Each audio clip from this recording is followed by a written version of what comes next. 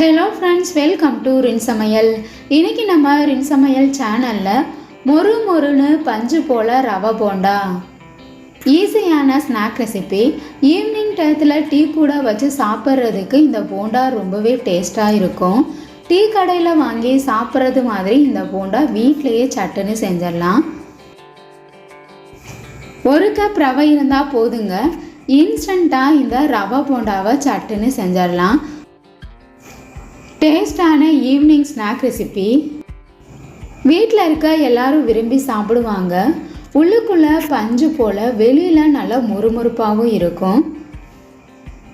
ரின் சமையல் சேனலை சப்ஸ்கிரைப் பண்ணிக்கோங்க. பக்கத்தில் இருக்க ஆளுன்ற பெல்லைக்கான கிளிக் பண்ணி வச்சுக்கிட்டிங்கன்னா நான் போடுற வீடியோ உடனே உங்களுக்கு நோட்டிஃபிகேஷனில் வந்துடும்.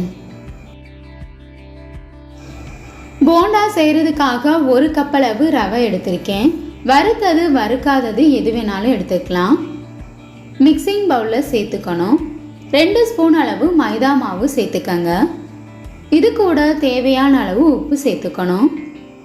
எந்த கப்பில் ரவாலேருந்து எடுத்தோமோ அதே கப்பில் 1 கப் அளவு தயிர் எடுத்திருக்கேன். அதையும் சேர்த்துட்டு நல்லா மிக்ஸ் பண்ணிக்கணும். தண்ணி சேர்க்காமல் நல்லா மிக்ஸ் பண்ணிக்கலாம். தேவைப்பட்டதுன்னா கொஞ்சமாக சேர்த்துக்கலாம். 1 கப் அளவு ரவைக்கு 1 கப் அளவு தயிர் கரெக்டாக இருக்கும். ஒருவேளை நாம் சேர்த்துருந்த தயிர் பத்தலை அப்படின்னா கொஞ்சமாக தண்ணி சேர்த்து நல்லா கலந்து வச்சுக்கணும். ரவையை ஊற வைக்கிறதுக்காக தான் தயிர் சேர்த்துருக்கோம். அதனால் அதிகமாக தண்ணி சேர்க்க வேணாம். இந்த மாதிரி ஊற வச்சுட்டு போண்டா செய்யும்போது நல்லா சாஃப்டாக இருக்கும். ரொம்ப கெட்டியாக இருந்தனால கொஞ்சமாக நான் தண்ணி சேர்த்துட்டேன். இப்போ நல்லா மிக்ஸ் பண்ணதுக்கப்புறமா 10 நிமிஷத்துக்கு மூடி போட்டு அப்படியே வச்சிடலாம். 10 நிமிஷம் ஆகிருச்சு. ரவை நல்லா ஊறிடுச்சு. இன்னொரு தடவை நல்லா கலந்து விட்டுறணும். இது கூட 1 கைப்பிடி அளவு பெரிய வெங்காயத்தை பொடிசாக கட் பண்ணிவிட்டு அதையும் சேர்த்துக்கலாம். காரத்துக்காக 3 பச்சை மிளகாயை பொடிசாக கட் பண்ணி வச்சுருக்கேன். அதை சேர்த்துக்கணும். பொடிசாக கட் பண்ண கருவேப்பிலை, கொத்தமல்லி இலைகளையும் தூவிக்கலாம்.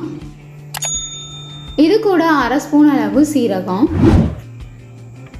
நம்ம சேர்த்துருக்க எல்லா பொருட்களையும் நல்லா மிக்ஸ் பண்ணிக்கணும்.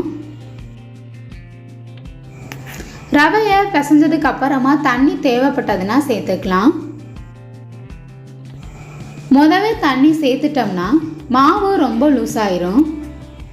எந்த அளவுக்கு தண்ணி தேவைப்படுதோ அதுக்கு தகுந்த மாதிரி நல்லா பிசைஞ்சதுக்கு அப்புறமா சேர்த்துக்கணும்.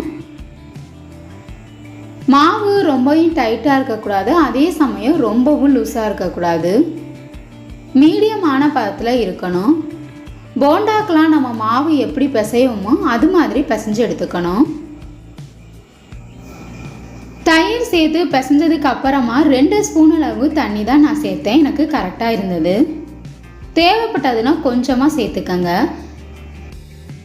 கையில் எடுத்து எண்ணெயில் போடும்போது இந்த மாதிரி ஈஸியாக விழுகணும். இதுதான் சரியான பதம். இதுக்கு மேலே நம்ம தண்ணி சேர்க்க வேணாம். இது கூட பஞ்சு மாதிரி எவ்வளோ நேரம் ஆனாலும் சாஃப்டாக இருக்கிறதுக்காக கொஞ்சமாக ஆப்ப சோடா நான் சேர்த்துருக்கேன். இதையும் நல்லா மிக்ஸ் பண்ணிக்கணும். இப்போ நமக்கு போண்டா செய்கிறதுக்கு மாவு ரெடி ஆயிடுச்சு. அடுத்ததாக நம்ம போண்டாவை எண்ணெயில் போட்டு பொரிச்சு எடுத்துக்கலாம்.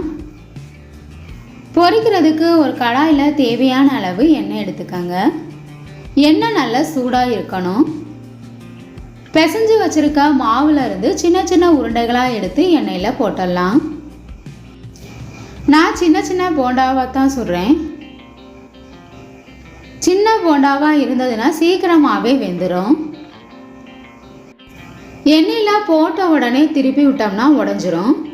ஒரு பக்கம் லைட்டாக வெந்ததுக்கு அப்புறமா திருப்பி விட்டுறணும். ஹை ஃப்ளேமில் வச்சோம்னா சீக்கிரமாகவே கலர் மாறிடும். உள்ளுக்குள்ளே வேகாமல் இருக்கும். அடுப்பை மீடியம் ஃப்ளேம்லேயே வச்சுட்டு அப்பப்போ நல்லா திருப்பி விட்டுறணும். மீடியம் ஃப்ளேம்லேயே வச்சு வேக வைக்கும் போது போண்டா வெளியில் நல்லா மொறுமொறுப்பாகவும் உள்ளுக்குள்ளே நல்லா சாஃப்டாகவும் இருக்கும். ரொம்பவே ஈஸியான ஸ்நாக் ரெசிபி. அப்பப்போ திருப்பி விட்டு வேக வச்சோம்னா போண்டா எல்லாம் ஒரே மாதிரி வேகும், கலரும் நல்லா மாறி வரும். போண்டா நல்லா கலர் மாறிடுச்சு.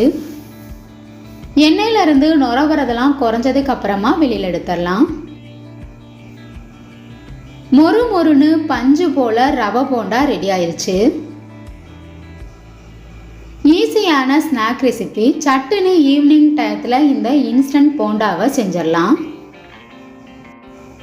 ஈவினிங் ஸ்நாக்குக்கு தேங்காய் சட்னியோட இந்த ரவை போண்டாவை வச்சு சாப்பிட்றதுக்கு ரொம்பவே டேஸ்டாக இருக்கும். இதே போல் மீதம் இருக்க எல்லா மாவையும் பொரிச்சு எடுத்துக்கலாம்.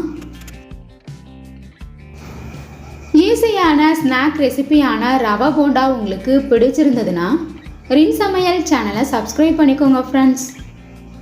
போண்டா உங்களுக்கு பிடிச்சிருந்ததுன்னா மறக்காமல் ஒரு லைக் கொடுங்க ஃப்ரெண்ட்ஸ். கமெண்ட் பண்ணுங்கள், ஷேர் பண்ணுங்கள். பக்கத்தில் இருக்க ஆளுன்ற வெள்ளைக்கான கிளிக் பண்ணி வச்சுக்கிட்டிங்கன்னா நான் போடுற வீடியோ உடனே உங்களுக்கு நோட்டிஃபிகேஷனில் வந்துடும். Thank you friends.